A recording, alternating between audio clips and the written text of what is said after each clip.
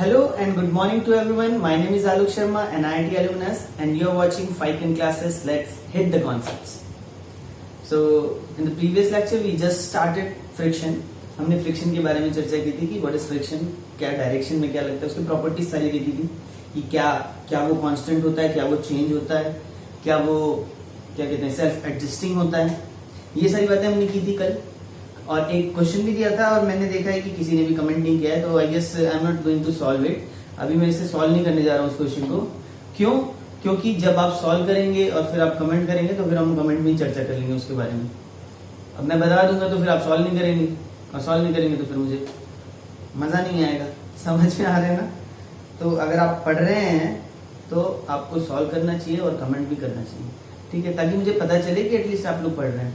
ठीक है, अच्छा चलिए. तो आज इस लेक्चर में व्हाट आर दी ऑब्जेक्टिव्स. यहाँ पे ऑब्जेक्टिव्स हैं हम लोग कि हम लोग फ्रिक्शन लॉ ऑफ फ्रिक्शन पढ़ेंगे, ठीक है, और फिर एंगल ऑफ फ्रिक्शन एंगल, ये इस तरीके से लिखा है.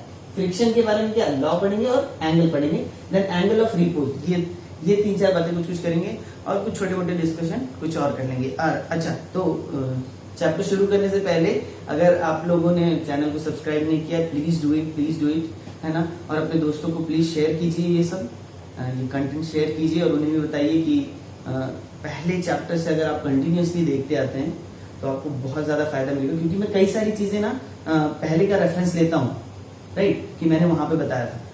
क्योंकि अब दोबारा बताने का कोई मतलब नहीं बनता है ना. अगर आपने क्लास बकायदा फॉलो की है सीक्वेंस में, आपको सारी बातें समझ में आएंगी. ठीक है, तो चलो आगे बढ़ते हैं. तो शुरू किया जाए. अच्छा चलो, फ्रिक्शन में पहले लॉ ऑफ फ्रिक्शन. अच्छा, थोड़ी सी बात पहले वही कर लेते हैं, पहली पुरानी डिस्कशन, थोड़ा सा रिवीजन. देखो ऐसे होता था, इस तरीके से फोर्स लगाया जाता था, तो एक लिमिटिंग फोर्स पहुंचने तक क्या होता था, ये फ्रिक्शन का फोर्स बढ़ता जाता था. एक मैक्सिमम लिमिट आने के बाद वो सडनली ड्रॉप होता था और फिर कांस्टेंट हो जाता था. तो यहाँ जहां तक क्या होता था, ये बढ़ रहा होता था, इसे क्या कहते थे, स्टैटिक फ्रिक्शन कहते थे. और इधर वाले को क्या कहते थे, काइनेटिक फ्रिक्शन कहते थे, है ना. काइनेटिक फ्रिक्शन कांस्टेंट होता था, स्टैटिक फ्रिक्शन वेरिएबल होता था. स्टैटिक फ्रिक्शन का मैक्सिमम वैल्यू काइनेटिक फ्रिक्शन से ज्यादा होता था.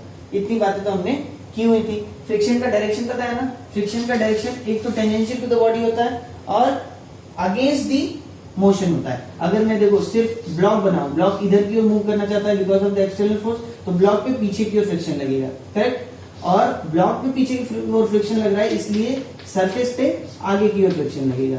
ठीक है, तो फ्रिक्शन हमेशा पेयर में आता है, इक्वल एंड अपोजिट, अलग अलग बॉडी में. ठीक है, ये सब बातें कर ली थी अपन ने. अब थोड़ा सा लॉ ऑफ फ्रिक्शन देखते हैं. लॉ ऑफ फ्रिक्शन या हेडिंग डालिए लॉ ऑफ स्टैटिक फ्रिक्शन. क्या लिखेंगे, लॉ ऑफ स्टैटिक फ्रिक्शन. असल में स्टैटिक लिख दिया है लेकिन वो काइनेटिक में भी वैलिड हो जाता है. ठीक है, लॉ ऑफ स्टैटिक फ्रिक्शन. तो according to this law the frictional force acting on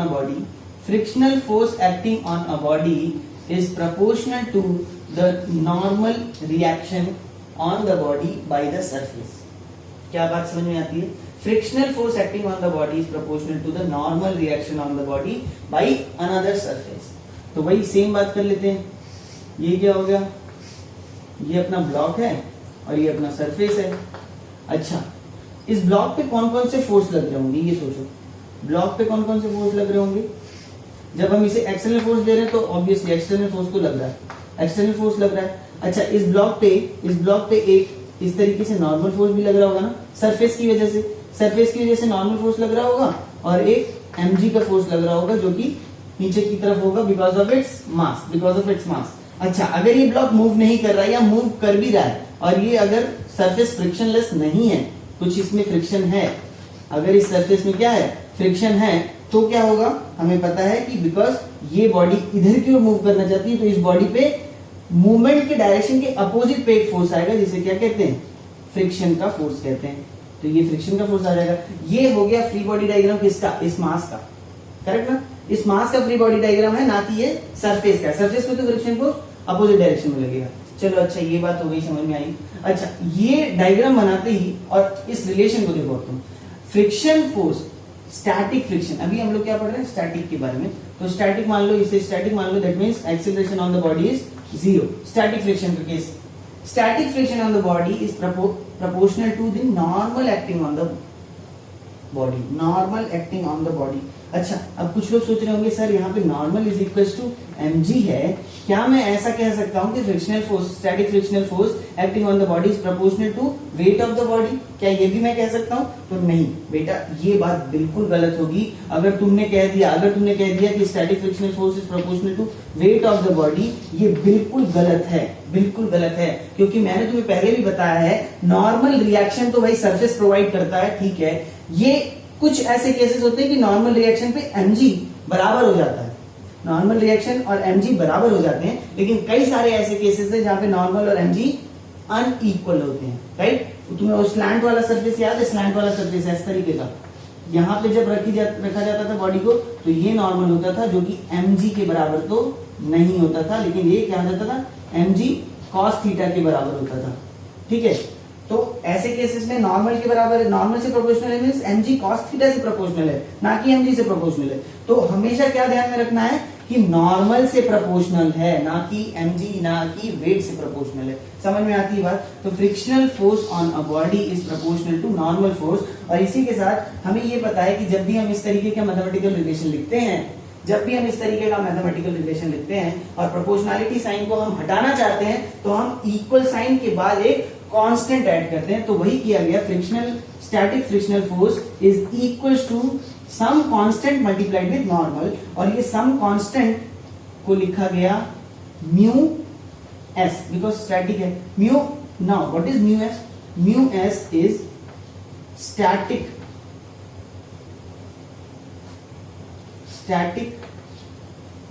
coefficient of friction, या static friction coefficient, static friction coefficient.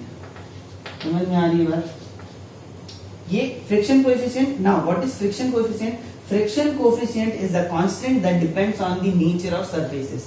क्या लिखोगे यहाँ पे? Friction coefficient is a constant that depends on nature of contacting surface, nature of contacting surface।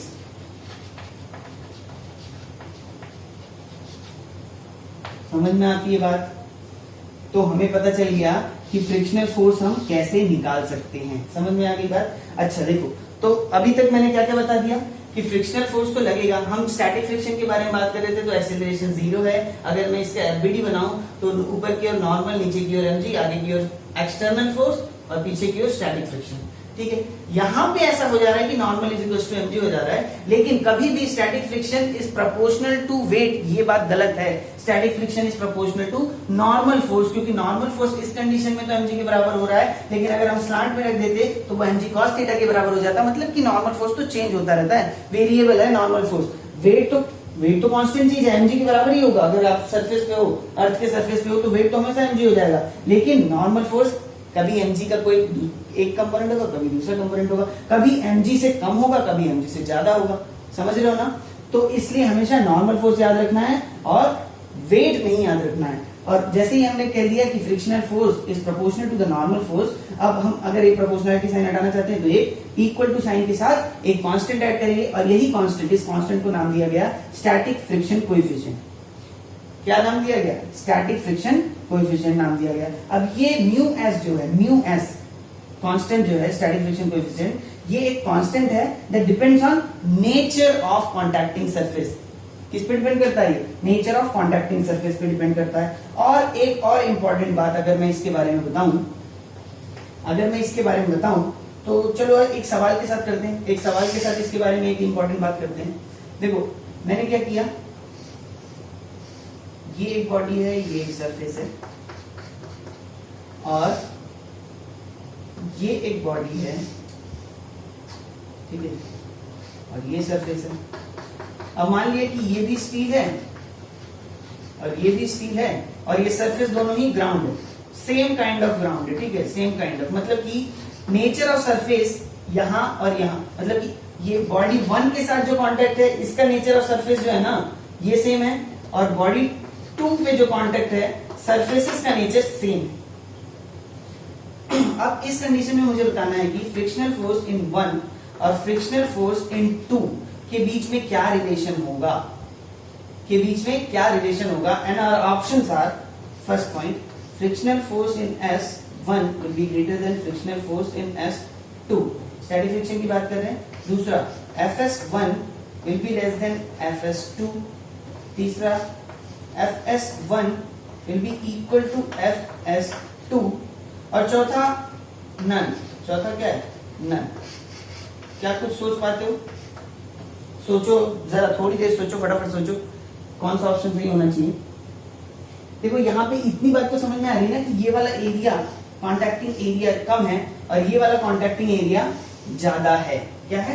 ये वाला contacting area कम है, ये वाला कॉन्टैक्टिंग एरिया ज्यादा है। तो क्या लगता है, ज्यादा एरिया होगा तो क्या फ्रिक्शनल फोर्सेस ज्यादा होंगे? क्या लगता है, ज्यादा एरिया होगा तो फ्रिक्शनल फोर्स ज्यादा होगा? ऐसा कुछ नहीं होता, ठीक है। अब पहली बात तो इसमें आप एक भी कंक्लूजन नहीं ले सकते क्योंकि आपको नॉर्मल फोर्स का पता नहीं है। जब तक नॉर्मल फोर्स का पता नहीं है तब तक आप कोई कंक्लूजन नहीं ले सकते। मान लीजिए कि N1 है, ये N2 है।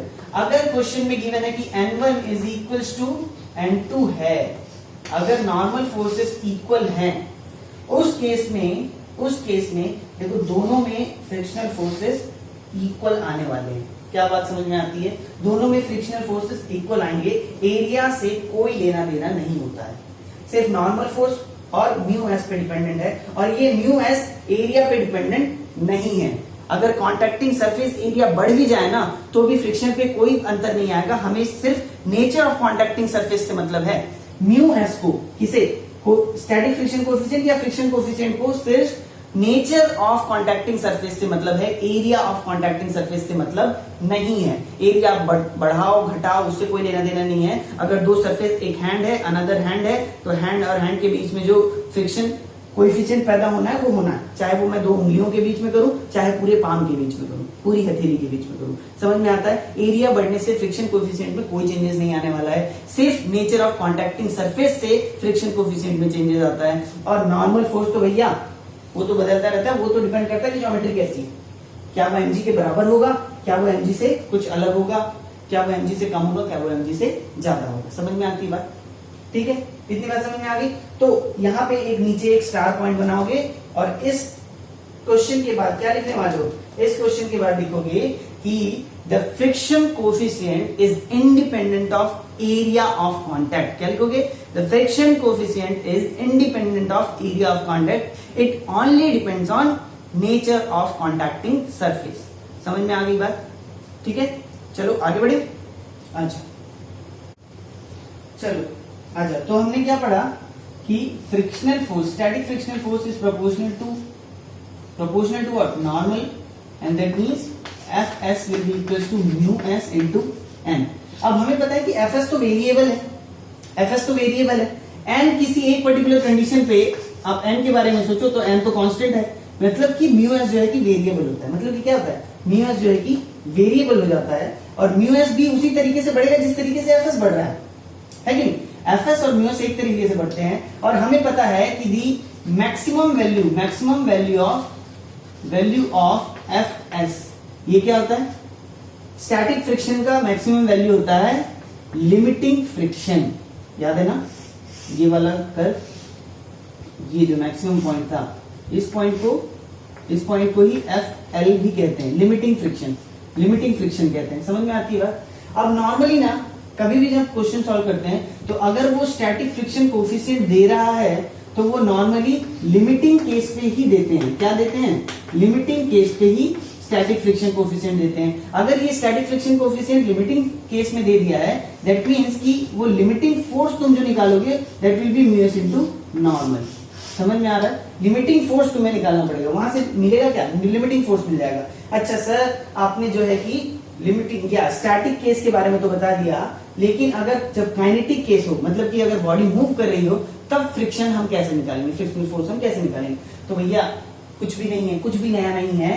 काइनेटिक केस में, काइनेटिक फ्रिक्शन की केस में now frictional forces in kinetic case is proportional to again normal.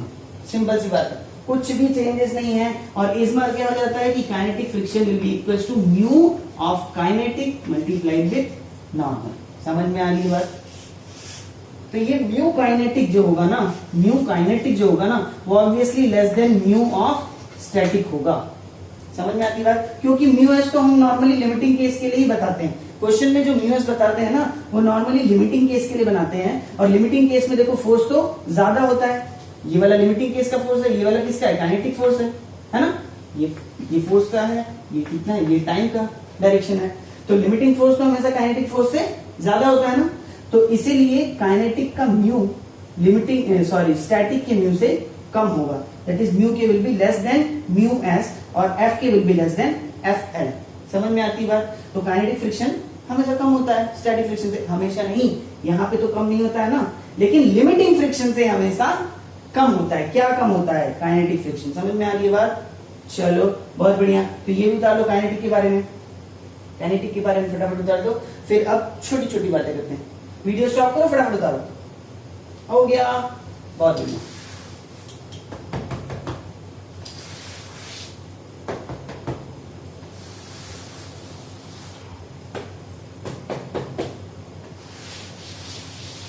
चलो आओ, एक हेडिंग डालना कांटेक्ट फोर्स। क्या हेडिंग डाला है? Contact force. नाउ अगेन चलो सेम डायग्राम। ये डायग्राम बहुत ही काम का है। क्या है ये बहुत ही काम का डायग्राम है। ये अपना क्या है? ये है अपना सरफेस, ग्राउंड, और ये अपनी बॉडी मास। ठीक है। अच्छा, अब इस पे मुझे बताना, इस बॉडी पे देखो mg का तो कोई रोल नहीं है। फ्रिक्शन के बारे में जब बात कर रहे हैं, नॉर्मल का रोल है, mg का कोई रोल नहीं है ना। अब इस बॉडी पे मैं इसके फोर्सेस ड्रॉ कर रहा हूं। क्या कर रहा हूं? इसके फोर्सेस ड्रॉ कर रहा हूं। तो देखना यहां पे क्या लग रहा होगा? एक तो ऊपर की ओर कौन सा फोर्स लगेगा? ऊपर की ओर नॉर्मल फोर्स लगेगा। करेक्ट है ना? अब अगर मान लो मैंने इस बॉडी को इधर की ओर मूव करना चाहा मतलब कैसे मूव करना चाहूंगा? एक एक्सटर्नल फोर्स लगाऊंगा। एक्सटर्नल फोर्स मैंने अगर इस बॉडी को इस डायरेक्शन में दिया तो फ्रिक्शनल फोर्स यहां पे प्रोड्यूस होंगे। करेक्ट? यहां पे प्रोड्यूस होंगे जो कि पीछे की डायरेक्शन में होंगे। करेक्ट और नॉट? एस में लिखा है, ये बॉडी मूव नहीं कर रही। अभी एक्सेलरेशन इज इक्वल टू 0। ठीक है, एक्सेलरेशन इज इक्वल टू 0 वाला केस है। प्लस एफ एस अपने मैक्स कंडीशन पे, मतलब कि क्या हो गया? लिमिटिंग फ्रिक्शन की बात चल रही है इस पर्टिकुलर केस में, लिमिटिंग फ्रिक्शन वाले केस पे। अब अगर मैं इस बॉडी का क्या बना दूं? इस बॉडी का एक एफबीडी बना दूं, इन फोर्सेस का एफबीडी बना दूं, तो देखो एफबीडी कैसा बनेगा? अब इस बॉडी को मुझे एक पॉइंट ट्रीट करना है। एक पॉइंट ट्रीट कर लो। पॉइंट ट्रीट कर लिया तो यहां पे एक नॉर्मल फोर्स इस तरीके से दिखा दिया, नॉर्मल फोर्स, और एक फोर्स, ये कौन सा फोर्स है? F S max means F limiting friction. ध्यान रखना, मैं कॉन्टैक्टिंग फोर्स जब मैं डिफाइन कर रहा हूं तो एफ एस की मैंने मैक्सिमम वैल्यू ली है, जिसे हम लिमिटिंग फ्रिक्शन भी कहते हैं। अच्छा, अब कॉन्टैक्टिंग फोर्स क्या है? इन दोनों के रिजल्टेंट को ही कॉन्टैक्टिंग फोर्स कहा जाता है। क्या कहा मैंने? इन दोनों के रिजल्टेंट को, मतलब कि नॉर्मल फोर्स और फ्रिक्शनल फोर्स के रिजल्टेंट को। रिजल्टेंट कैसे बनाएंगे? ड्रॉ अ पैरेललोग्राम और फिर उसका क्या कर लो? डायगोनल बना लो। क्या कर लो? डायगोनल बना लो। चलो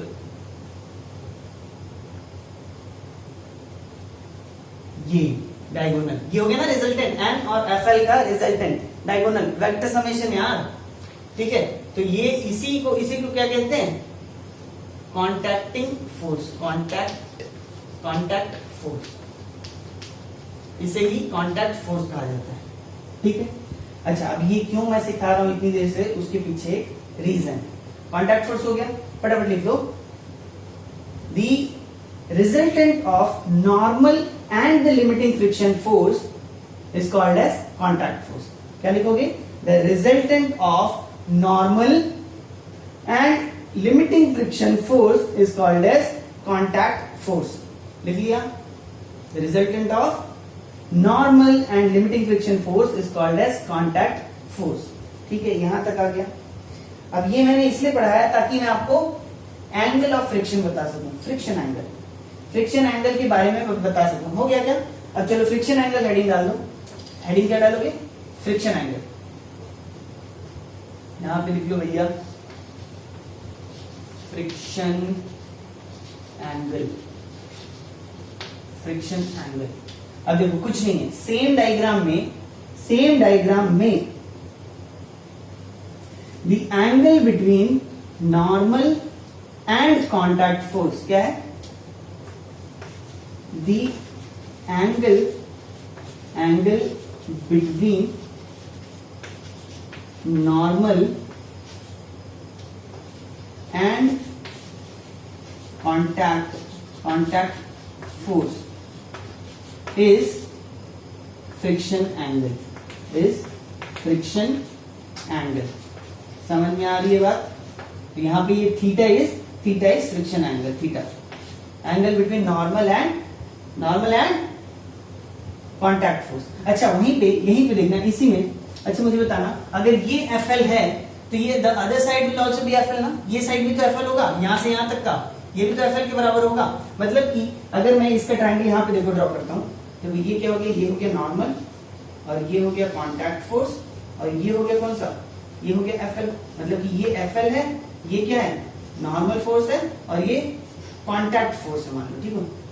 और ये एंगल दिया हुआ है थीटा, जिसे फ्रिक्शन एंगल कहते हैं। फाइन। अगर यहां से मैं tan थीटा लिखना चाहूं, क्या लिखना चाहूं? tan थीटा लिखना चाहूं तो tell me what will be the formula? Trigonometry लगाओ और फटाफट बताओ। Trigonometry tan theta means perpendicular divided by base. Perpendicular is FL divided by base is normal. समझ में आ गई बात? आती बात नहीं आती है? अच्छा FL के बारे में अभी हमने थोड़ी देर पहले पढ़ा है। FL के बारे में हमने क्या पढ़ा है कि FL is equals to mu S multiplied with normal, है ना? अभी तो पढ़ा है यार। FL was equals to mu S multiplied with normal, है ना? अच्छा यहां लिख लो mu S multiplied with normal divided with normal. ओफो, ये तो नॉर्मल क्या हो गया? कैंसिल आउट हो गया। और नॉर्मल कैंसिल आउट होते ही अब हम लिख सकते हैं कि tan theta is equals to mu S. क्या बात समझ में आती है? tan theta is equals to mu S where theta is the friction angle, where theta is what? Friction angle. तो फ्रिक्शन एंगल थीटा निकालना है तो tan inverse mu S. So friction angle theta will be equals to tan inverse of mu S. समझ में आती है बात? Friction angle का फॉर्मूला भी हमारे सामने आ गया, फ्रिक्शन एंगल का डायग्रामेटिकली रिप्रेजेंटेशन भी हमें आ गया, कॉन्टैक्ट फोर्स भी क्या है वो समझ में आ गया, नॉर्मल। और यहाँ पे हमने कौन सा फोर्स नहीं बनाया? mg का फोर्स नहीं बनाया। क्यों नहीं बनाया वो समझ में आया ना? क्योंकि mg का कोई रोल ही नहीं है, नॉर्मल से मतलब है ना हमें। फ्रिक्शनल फोर्सेस में नॉर्मल से मतलब है, mg से कोई मतलब नहीं, इसलिए हमने फ्रिक्शनल फोर्स बनाया, नॉर्मल फोर्स बनाया। एक्सटर्नल फोर्स तो भैया देना पड़ता है तभी तो जाके ये फ्रिक्शनल फोर्स आएगा, है कि नहीं? और फ्रिक्शन फोर्स और नॉर्मल के रिजल्टेंट को ही कॉन्टैक्ट फोर्स कहा जाता है। नॉर्मल और कॉन्टैक्ट फोर्स के बीच के एंगल को फ्रिक्शन एंगल कहा जाता है। फ्रिक्शन एंगल का फॉर्मूला हो जाता है tan इनवर्स म्यू एस। समझ में आती है बात? क्या हम आगे बढ़े? देखो यहां तक क्या पढ़ लिया हमने? एंगल, फ्रिक्शन एंगल तक हमने पढ़ लिया। अब एंगल ऑफ रिपोज के बारे में पढ़ना है हमें, ठीक है? आगे बढ़े, चलो इसे बना लो। तो हाँ, अब देखते हैं हम लोग क्या एंगल ऑफ रिपोज। तो एंगल ऑफ रिपोज को बताने के लिए ना एक छोटा सा एक्सपेरिमेंट करते हैं। एक छोटा सा एक्सपेरिमेंट यहां पर करते हैं हम लोग। देखो मान लिया ये हमारा क्या है? एक चॉक पीस है, ऐसे। ये ब्लू चॉक पीस दिख रहा है? अच्छा इसको मैंने ऐसे रखा है ताकि ये रोल ना करे, ठीक है? इधर जो रोल कर रहा है ना इसे भूल जाओ। अब oh my God, problem create कर रहा है। तो हम क्या कर लेते हैं, ये पर्स ले लिया, चलो ये वैलेट ले लिया, है ना? वैलेट ले लिया। अब देखना ये अभी वैलेट जिस सरफेस पे रखा है ये क्या है? हॉरिजॉन्टल है, राइट? हॉरिजॉन्टल है, राइट? अब देखो, अब जैसे ही मैं इस सरफेस को कुछ इंक्लिनेशन देता जाऊं, इंक्लिनेशन दिया देखो ये कितना होगा? ऑलमोस्ट 15, 20, 30, 35। ओ ये क्या हुआ? ऑलमोस्ट 35 या 40 डिग्री के एंगल पे ये क्या करने लगा? स्लाइड करने लगा। अच्छा ये अभी तक स्टैटिक है ना? स्टैटिक फ्रिक्शन एंगल बढ़ाते गए। ओ देखो कहां पे स्लाइड हो। अब यही ये नेचर ऑफ कॉन्टैक्टिंग सरफेस पे डिपेंड करता है कि कौन से एंगल पे जाके बॉडी क्या करने लगेगी, कौन से इंक्लिनेशन पे जाके बॉडी अपने आप मूव करने लगेगी, वही हमें फाइंड आउट करना है। ठीक है, तो एंगल ऑफ रिपोज अब समझ में आ गया, फिजिकली तो समझ में आ गया ना कि the angle eight which the body will start moving bye its own or start sliding by its own over the another surface. The angle of inclination of the plane on which the another body placed on it will start moving by its own. That particular angle is called as angle of repose. ठीक है, चलो आ जाओ। तो यहाँ पे देखो मैंने diagram बढ़िया से बना दिया है। ठीक है, ये थोड़ा सा टाइम सेव करने के लिए मैं ये सब करता हूँ। और तुम्हें अगर लग रहा हो कि तुम्हें समझ में नहीं आ रहा है ये कैसे बन गया, तो मैं तुम्हें एक बार बना के बता देता हूँ। यहाँ पे देखो फटाफट, देखो इस तरीके से एक सरफेस बनाया, यहाँ पे क्या ले लिया, मास ले लिया। अब जैसे ही यहाँ पे मास ले लिया, mg का फोर्स किधर आ जाएगा, नीचे की ओर। ये वाला एंगल थीटा है, तो ये वाला एंगल कितना होगा, ये वाला एंगल भी थीटा होगा। ये सब तो डिस्कस कर चुके हैं ना, ये थीटा है तो ये वाला एंगल भी थीटा होगा। अब ये mg है, तो mg का बेस के साइड का कंपोनेंट क्या होता है, mg cos थीटा, और mg का इस तरफ स्लांट की तरफ कंपोनेंट क्या हो जाएगा, mg sin थीटा। करेक्ट, तो ये mg के ही कंपोनेंट है। जैसे ही कंपोनेंट बना लिया, mg को हटा दो, राइट ना। अच्छा, ये परपेंडिकुलर टू द सरफेस, यहाँ पे ये सरफेस जो क्या कहते हैं, ये स्लांट कुछ फोर्स लगा रहा होगा ना इस पे बॉडी पे, वो क्या होगा, नॉर्मल फोर्स हो गया। अच्छा, जब ये बॉडी इधर सरकना चाहेगी, अगर नहीं भी चाह रही, टेंडेंसी है ना इसके सरकने की, नीचे स्लाइड करने की टेंडेंसी है ना, अगर स्लाइड करने की टेंडेंसी और स्लाइड नहीं हो रहा है, तो there must be a force that is frictional force. Frictional force की वैल्यू हमेशा म्यू इनटू नॉर्मल के बराबर होती है। अब ये म्यू कौन सा है, स्टैटिक है या डायनामिक है, जब तक मूव नहीं कर रहा है तब तक स्टैटिक है। ठीक है, वो जो भी दिया रहेगा क्वेश्चन में उस हिसाब से आप लगा सकते हो। स्टैटिक ही होता है, जब तक मूव नहीं कर रहा है तब तक static, dynamic, static friction of coefficient, friction coefficient हो गया। ठीक है, समझ में आ गई, डायग्राम कैसे बना समझ में आ रहा है, उसे ही थोड़ा सा अच्छी तरीके से यहाँ पे बनाया हुआ है, उसे ही यहाँ पे अच्छी तरीके से बनाया हुआ है। अच्छे से देख लो एक बार डायग्राम, कैसे किस तरीके से कलर कोडिंग की गई है वो भी थोड़ा सा समझ लो। कलर कोडिंग कैसे की गई है, देखो ये mg को मैंने दो कंपोनेंट्स में तोड़ा है, उन्हें येलो में दिखा है। ये mg के कंपोनेंट है, जैसे ही mg के कंपोनेंट्स बना लिए, mg का कोई रोल नहीं होता है। समझ में आ रहा है ना, इसको अब तुम भूल जाओ। अब कितने फोर्सेस लग रहे हैं, mg cos theta, normal, frictional force, mg sin theta. समझ में आती है बात, इतने फोर्सेस लग रहे हैं। और अब हम फोर्स रिजॉल्व करें, हमें क्या निकालना है, हमें थीटा एंगल निकालना है। हमें निकालना है थीटा एंगल, इसका बॉडी का मास m है इसलिए तो mg लग रहा है, हमें थीटा एंगल निकालना है। अब क्या कर सकते हैं, चलो रिजॉल्व करो forces in perpendicular to the surface, perpendicular to the slant and parallel to the inclined surface और स्लैंट। ऐसे फोर्सेस को रिजॉल्व करते हैं और देखते हैं हम लोग थीटा निकाल पाते हैं नहीं निकाल पाते हैं। ठीक है, समझ में आ रही ना बात, क्या करना चाह रहे हैं। चलो अच्छा, अब अगर मैं लिखूं perpendicular to the surface, perpendicular to surface, perpendicular to surface लिखूंगा तो मैं क्या लिखूंगा, देखो upward force normal, downward force mg cos theta. क्या कोई एक्सीलरेशन है इस डायरेक्शन में, नो, तो क्या होगा, upward force will be equals to downward force, that means normal force will be equals to mg cos theta. देखो देखो देखो देखो, अभी मैंने तुम्हें क्या बताया था कि नॉर्मल फोर्स हमेशा mg के बराबर हो, ये जरूरी नहीं है, लेकिन frictional force will always be proportional to what, normal force. तो यहाँ पे frictional force mg cos theta के प्रोपोर्शनल है, ना कि mg के प्रोपोर्शनल है। तो कभी भी ये मत सोचना कि क्या कहते हैं वेट के प्रोपोर्शनल है frictional force, no, it's not proportional to weight, it is proportional to normal. ठीक है, अच्छा भाई ये हो गया, ये अपना इक्वेशन नंबर 1 हो गया। अच्छा, और अपन कर लेते हैं parallel to surface, parallel to surface equation लिखते हैं। पैरेलल टू सरफेस इक्वेशन लिखना है तो देखो क्या इसमें कोई एक्सीलरेशन है, देखो हमें क्या फाइंड आउट करना है, जब वो जस्ट मूव करने वाला हो, जस्ट एकदम बिल्कुल मूव करने वाला हो। जैसे ही हमने कहा कि जस्ट मूव करने वाला हो, तो हमें समझ में आ गया कि फ्रिक्शन की कौन सी वैल्यू होगी, ये लिमिटिंग वैल्यू होगी। अगर फ्रिक्शन की लिमिटिंग वैल्यू होगी तो म्यू की कौन सी वैल्यू होगी, म्यू एस हमेशा मैक्सिमम पे नॉर्मली दिया होता है क्वेश्चन में। ठीक है, तो ये म्यू की मैक्सिमम वैल्यू है, फ्रिक्शन की मैक्सिमम वैल्यू है। जब फ्रिक्शन की मैक्सिमम वैल्यू और mg sin थीटा इक्वल होंगे, तब ये एक्सीलरेशन तो 0 होगा, लेकिन it is tending to start. अब जैसे ही mg sin थीटा थोड़ा सा भी बढ़ेगा ना, क्योंकि fl तो अब नहीं बढ़ने वाला, ये तो लिमिटिंग वैल्यू आ गई ना, इसके बाद तो ये नहीं बढ़ने वाला। अगर ये नहीं बढ़ने वाला और थीटा थोड़ा सा भी बढ़ गया, मतलब mg sin थीटा बढ़ जाएगा। मैं क्यों बोल रहा हूँ कि थीटा के बढ़ने पे mg sin थीटा बढ़ेगा, अरे भाई थीटा क्या है, ये देखो यहां से मेजर कर रहे हैं। थीटा अगर तुम बढ़ाओगे, देखो 0 पे sin थीटा 0 होता है, फिर आगे आगे बढ़ाते जाओगे तो भाई 0 से 90 के बीच जब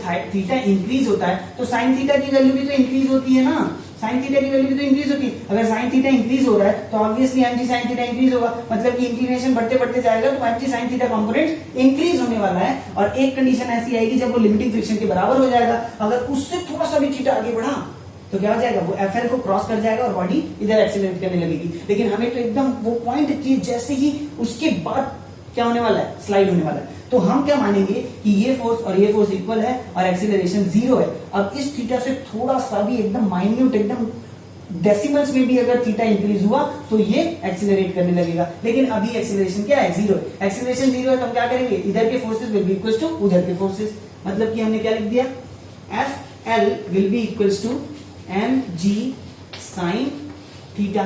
ठीक है, FL की वैल्यू क्या होनी चाहिए, mu S multiplied with normal, that will be equals to mg cos theta. Fine, normal की वैल्यू क्या है, mg cos थीटा है, तो हमने लिख दिया mu S mg cos theta will be equals to mg sin theta. अरे भाई mg और mg तो कैंसिल हो गए, तो म्यू एस की वैल्यू क्या आ गई, यहां पे लिख देते हैं, mu S will be equals to sin theta by cos theta. क्या समझ में आ रही है बात, sin theta divided by cos theta, that means tan theta. Again फिर से क्या बात आ गई, tan theta is equals to mu S, same to same value आ गई, जो कि हमने अभी क्या में निकाला था, एंगल, फ्रिक्शन एंगल में भी tan theta is equals to mu S था, यहां पे भी tan theta is equals to mu S है, तो theta will be equals to क्या हो जाएगा, theta will be equals to हो जाएगा tan इनवर्स म्यू एस, है ना, थीटा किसकी इक्वल हो जाएगा, tan इनवर्स म्यू एस की।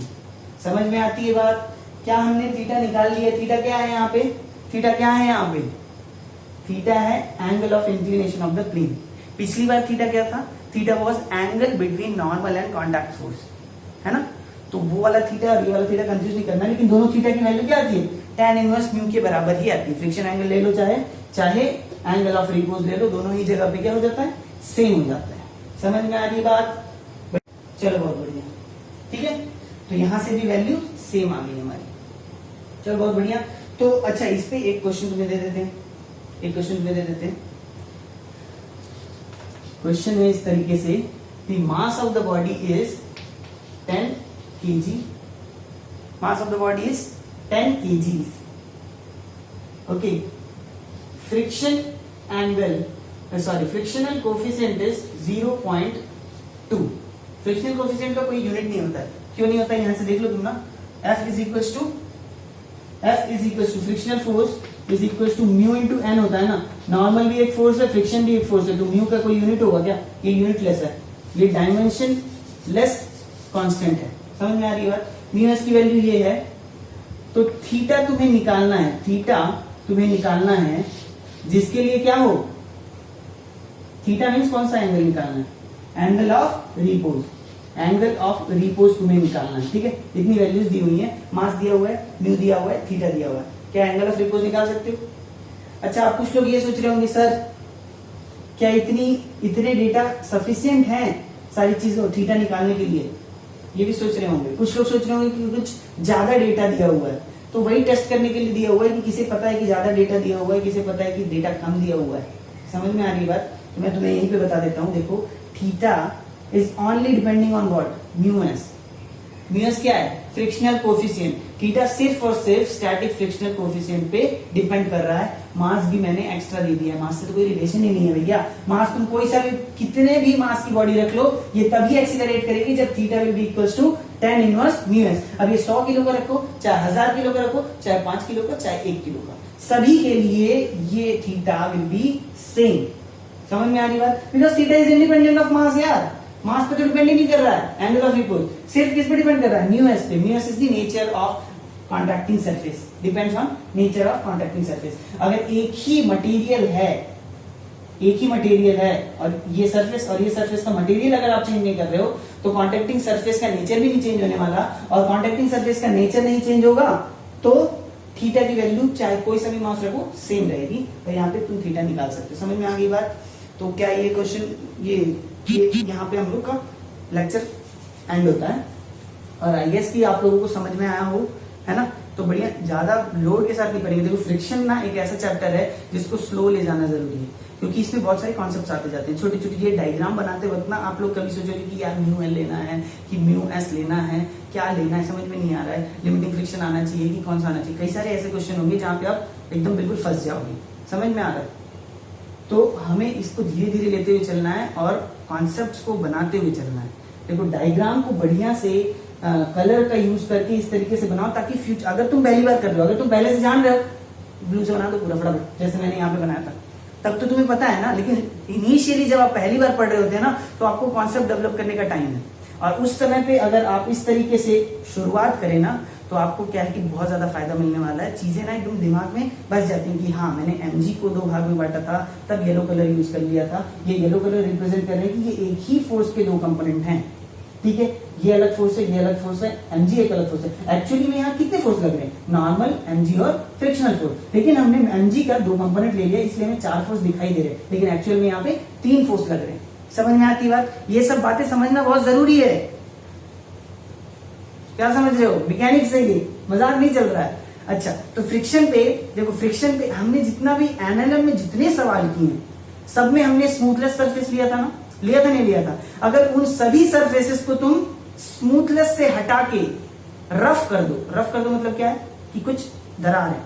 अब हमने आइडियल कंडीशन नहीं लिया कि स्मूथ मान लिया, स्मूथ मानना तो आइडियल केस है, कभी भी कोई भी सरफेस स्मूथ नहीं होता है, कुछ ना कुछ उसमें रफनेस होती ही होती है, तो कुछ ना कुछ फ्रिक्शन प्रोड्यूस होता ही होता है। समझ में आ रही है बात? तो अब जितने भी एनालॉग में क्वेश्चन किए थे, सारे में स्मूथ सरफेसेस को हटा के क्या कर लो, फ्रिक्शन ऐड कर लो, उतने सारे फ्रिक्शन पे नए क्वेश्चन बन जाएंगे। समझ में आ रही बात? और बनते ही हैं, आते ही हैं। तुम नहीं ऐसा नहीं कर सकते कि छोड़ देते, नहीं यार इतना थोड़ी ना कोई पूछे, आते ही हैं, फ्रिक्शन पे क्वेश्चन आते ही, क्योंकि फ्रिक्शन पे क्वेश्चन बनाने से क्या होता है, वो आपके एनालॉग का कॉन्सेप्ट भी चेक कर लेता है और फ्रिक्शन का कॉन्सेप्ट भी चेक कर लेता है एट द सेम टाइम। समझ में आ रही बात? इसलिए फ्रिक्शन से ज्यादा क्वेश्चन आएंगे, ये समझ लेना। अगर स्मूथलेस दे दिया तब तो वेल एंड गुड, तुम्हारे मतलब लकी हो तुम, समझ लो। लेकिन फ्रिक्शन नॉर्मली हर जगह होता है। हाँ, कभी कॉम्प्लेक्स अगर दे रहा है सिस्टम तो वो क्या कर देगा कि फ्रिक्शनलेस बना देगा ताकि आपको सॉल्व करना आसान हो जाए, लेकिन नॉर्मली फ्रिक्शन तो भाई हर जगह होता है। ये बात समझ में आ रही है? चलो बहुत बढ़िया। तो इसी के साथ हमारा लेक्चर यहाँ पे समाप्त होता है। तो फिर क्या करो, दोस्तों के साथ थोड़ा सा शेयर करो और यार कमेंट करके आंसर दे दिया करो, अगर देख रहे हो तो आंसर बता दिया करो नीचे, ताकि मुझे थोड़ा सा समझ में आया कि पढ़ रहे नहीं बच्चे, पढ़ रहे हैं। समझ में आ रही बात? चलो बढ़िया है। तो बढ़िया अपना ध्यान रखो और घर वालों का ध्यान रखो, मस्ती से रहो, खूब पानी पियो गर्मी में। वैसे गर्मी अब कम हो गई है ना, थोड़ा सा टाइफून का माहौल चल रहा है, बारिश हो रही है, तो भी पानी तो पीते रहना चाहिए, ठीक है। चलो बढ़िया है, तो ध्यान रखो अपना, घर वालों का भी ध्यान रखो। तो फिर मिलते हैं नेक्स्ट लेक्चर में और इसको आगे बढ़ाते हैं, ठीक है। चलो बाय बाय, टेक केयर।